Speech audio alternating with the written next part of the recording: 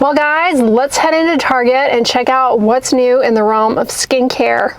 Looks like Olay has come out with some new sunscreens. We have one claiming to have no white cast with a matte finish, SPF 35 with vitamin C. This is a organic sunscreen, should not leave a cast like they promised, and it has niacinamide in it. 3-O-ethyl ascorbic acid is a stable form of vitamin C, may help ward off oxidative stress, is not like ascorbic acid in the sense that it's going to get in and like improve collagen.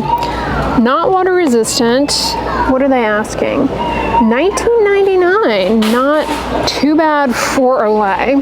They also have an SPF 50 stick, which looks interesting. It kind of looks like there's some popular milk makeup stick that's like for makeup, not sunscreen. It kind of looks like that, right? Yeah. SPF 50. This one has tetrahexyldecyl ascorbate. That's a stable form of vitamin C. A little bit more promising compared to 3-O-ethyl, but interesting. You gotta do multiple passes with a sunscreen stick. This one's fragrance free in contrast to the other one. This looks really promising though. I'm excited about it for $20. An SPF 40 fragrance free moisturizer with, of course, niacinamide, which is good for redness and dark spots and dry skin. This is another organic sunscreen, so shouldn't leave a cast. Pretty excited about those. It's been a while since they've come out with a new sunscreen to my knowledge. Looks like Good Molecules has a new to me at least, sheer mineral sunscreen, SPF 30. Zinc oxide, probably gonna leave a white cast, but let's see. Ethyl ferulate is an antioxidant. $11.99 for that. Cocoa Kind has a new retinol gel. That's interesting. Try Retinoid Comfort Complex. Okay, what in the marketing is that? It is hydroxypinacolone retinoate and retinol. Okay, so the 0.1% is not just retinol. It's the hydroxypinacolone retinoate, which a lot of brands use, but is not the same as retinol and does not have really any research in humans to support like the claims around it. But this does also have retinol, but it's like, what is the percentage? Oh, 0.05%. Interesting. So this has retinol, OL, and retinaldehyde, and that HPR, gram-active retinoid thing, which, like I said, doesn't have any real evidence behind it. But the retinol and retinaldehyde do. This is kind of an interesting formula. I've not seen a product that combines both retinol and retinaldehyde. Looks like they're all encapsulated together. No fragrance. $26.99. The question is it effective? Because honestly, all retinols, OL, and all retinaldehydes are beginner friendly. But there is a huge difference between the dryness, the irritation, and peeling that you get with tretinoin compared to retinol. I mean, retinol in general is super mild. Even adapalene is something that a beginner would have a decent chance being able to tolerate. This is one of my favorites, the CeraVe Skin Renewing Retinol Serum. It has hyaluronic acid, which is hydrating, helps combat the dryness. It's a really effective retinol. L'Oreal has really good formulas. And it has niacinamide, which also helps with the redness and irritation that you might develop with getting used to the retinol. It has ceramides, which are good for the moisture barrier. So Laroche Posay re-released their this thing. It had a different name.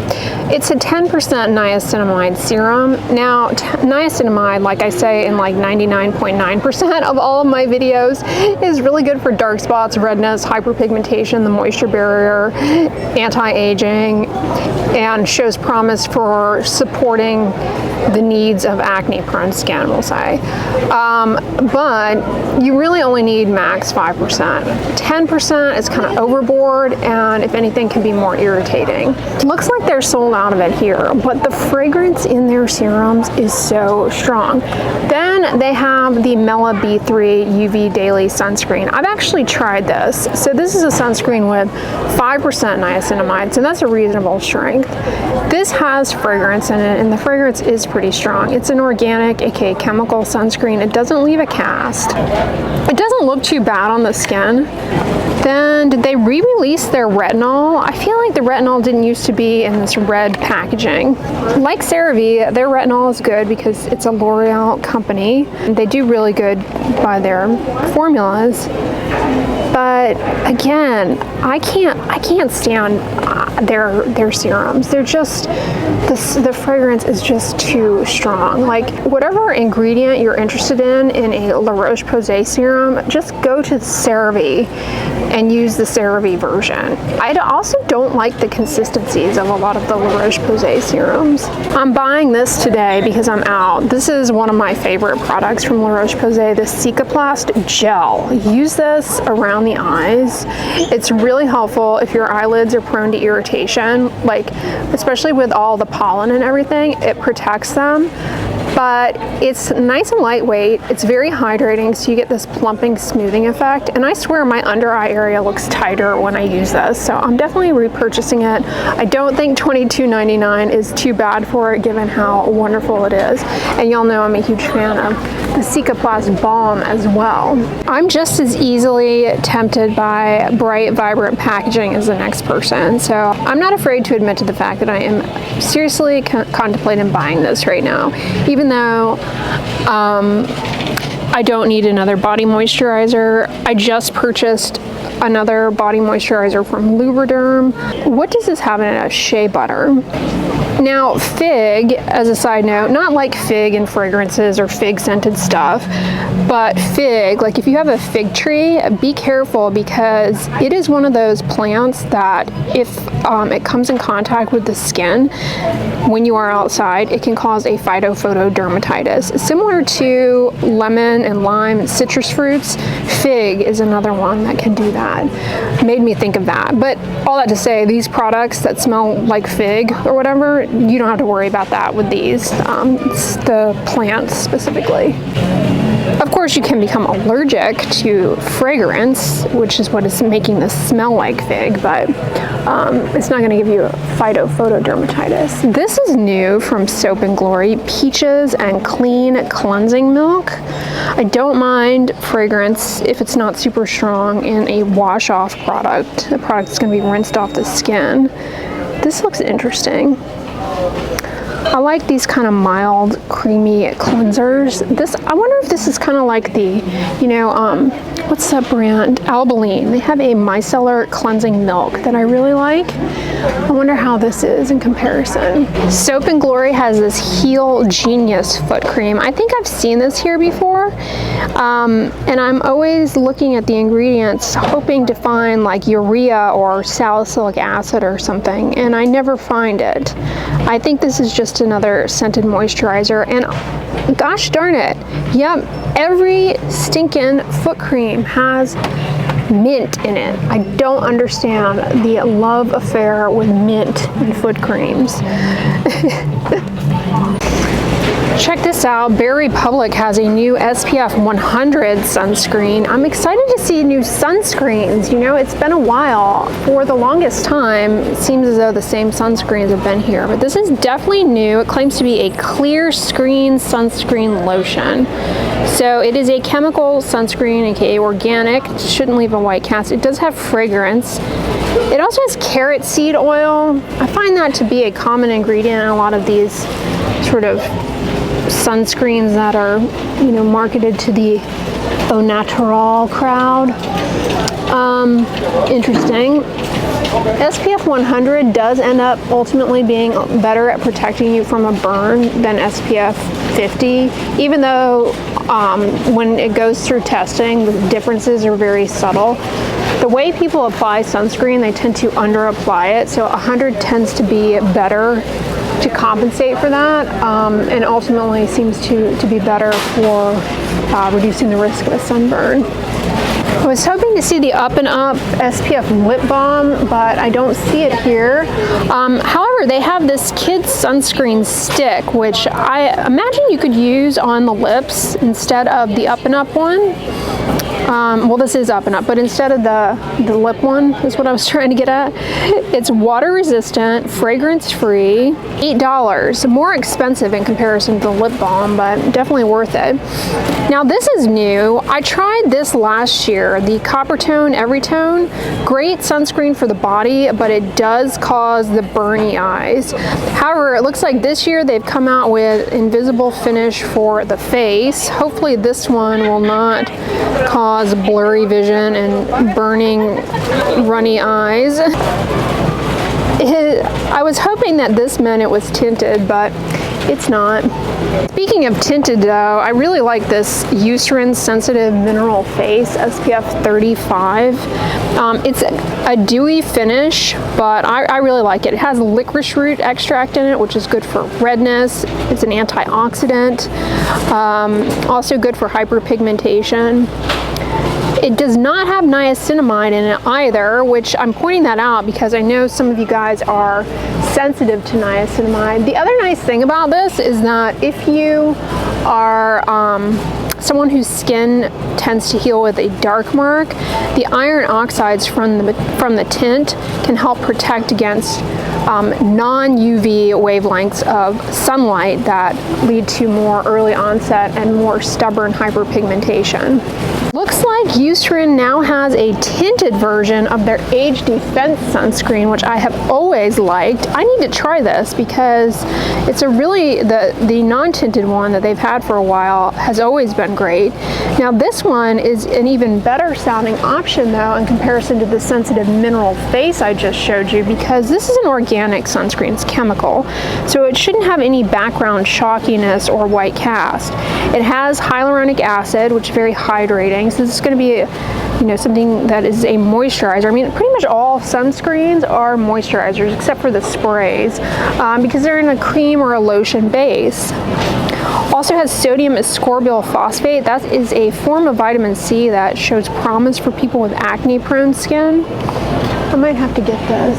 $15.99. That is a deal for an SPF 50. Too bad it's not water resistant, but hey, that's not a bad deal at all. I'm also going to repurchase my Winky Lux mascara First Swipe. I'm due for a new one. I like this and So Extra. I was hoping they had detail oriented as well. I have been really happy with these mascaras. I was initially tempted to buy them solely because I love the packaging on Winky Lux stuff, but they're really good. Now I have recently tried these liquid blushes from Winky Lux, and a little bit goes a long way. But when you know it, they have a tinted moisturizer with sunscreen. Looks like they have a few shades here. Fair, light, medium, medium deep, and deep. Claiming to be dewy. What type of sunscreen is this? This is an organic sunscreen, chemical, so shouldn't leave a cast. This does have fragrance, but otherwise kind of looks promising. I mean, this is a pretty good shade selection for a tinted sunscreen. Usually, sometimes you get 4, but usually it's 3. My gosh, how pretty is that? I want to buy this just to have for decoration and to not use. Looks like Strivectin has come out with a KP Care texturizing smoothing body cream with glycolic acid and lactic acid. So this is going to be good, of course, if you have dry, rough skin texture, rough and bumpy skin from keratosis pilaris. Also good for improving the visible signs of sun damage on the skin, like dark spots. May help with smoothing out some fine lines with consistent use. Also has what was the other thing I saw in here? Oh, maltobionic acid, which is hydrating and gently exfoliates. Does have fragrance in it. Shea butter is very moisturizing. So is dimethicone. They're asking $40 for this. Of course, they want you to do a scrub first. Now, a little bit of mechanical exfoliation can help dislodge those little rough bumps, but honestly, I say just use like a washcloth, a damp washcloth. You don't need a $30 body exfoliating scrub. Does this even have like a hydroxy acid in it? It does not. Lactic acid, okay, it does. All right. This one has fragrance in it too. So $70. This seems a bit of a reach. So Dove has launched a new set of body washes. Of course, they have an acne body wash, Acne Clear with salicylic acid. So there's that, 1%. This will also potentially help if you have rough and bumpy skin. It may also be helpful if you have some hyperpigmentation on the body, and maybe helpful if you deal with conditions related to that little yeast, whether it be seborrheic dermatitis, even tinea versicolor, salicylic acid can be somewhat beneficial for. Then you have the Melanin Radiance 5% ceramide blend. I suppose it's just a hydrating body wash. Then they also have Hydration Boost with hyaluronic acid.